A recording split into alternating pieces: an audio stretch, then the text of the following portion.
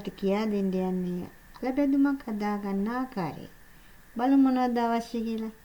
කෑලි මිරිස්, කහ, කුරුඳු, බීලුණු, රම්පේ කරපිංචා, තම්බාගත් අල, පොල් තෙල්, ලුණු කුඩු.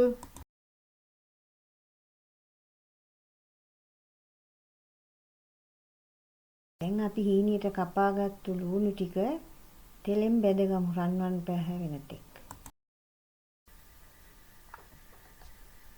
ලුණු ටික මේ පාට වන තෙක් බැදිලා අවසන් වුණාම අපි ලිපෙන් බාගමු.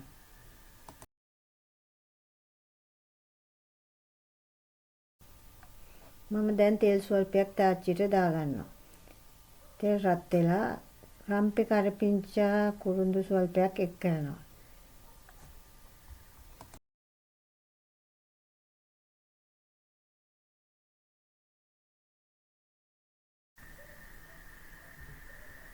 කලින් බැදගත්තු ලුණු ටික අපි දැන් තාච්චියට දමාගමු.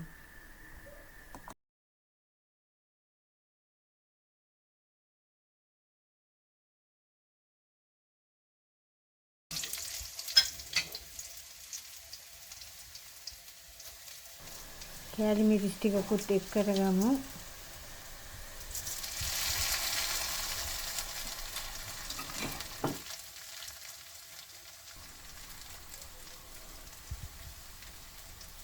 කහ ස්වල්පයකුත් එක් කරගමු. ලුණු කුඩු ටිකකුත් දාගමු. අපි ලුණු ස්වල්පයක් දාගමු. මේ අල තම්බනකොට ලුණු දාලානේ තියෙන්නේ ඒ නිසා.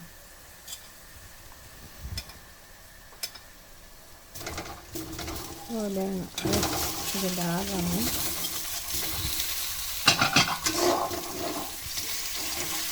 අල පොඩි නොවන ආකාරයට හොඳ ගාගෙන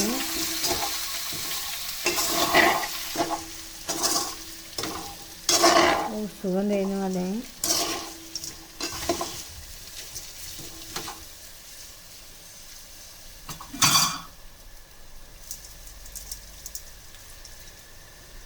ලුණු හොඳටම බැද ගන්න එපා.